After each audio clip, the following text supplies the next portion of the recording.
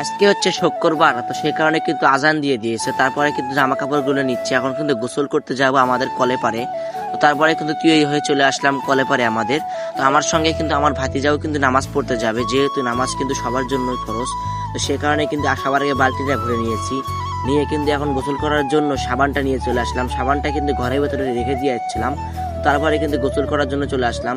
তো সবার আগে ভাতিজাকে ভালো করে গোসল করে দেবো, কারণ সবার আগে তাকে গোসল করে দেই, তারপরে কিন্তু আমি গোসল করব।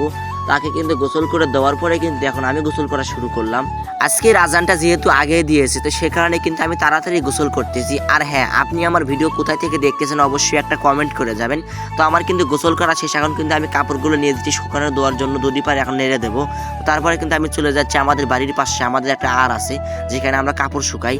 এখানে কিন্তু অনেক বাতাস, তার কারণে কিন্তু কাপড় কিন্তু আবার উড়ে যেতে পারে, তবুও কিন্তু দিয়ে আসলাম। এখন কিন্তু ঘরের ভেতরে চলে যাবো, পাঞ্জাবিগুলো পরে রেডি হয়ে যাব। তারপরে চলে যাচ্ছি মসজিদে নামাজ পড়ার জন্য। আমার সঙ্গে কিন্তু আমার ভাতিজাও আছে, সে কিন্তু রকেটের মতো ছুটে যাচ্ছে। তো সে কিন্তু সবার আগে চলে যাচ্ছে, দেখছে কিভাবে চালু করে চলে যাচ্ছে। সে কিন্তু একটু তাড়াহুড়া বেশি করে, যেহেতু ছোট মানুষ।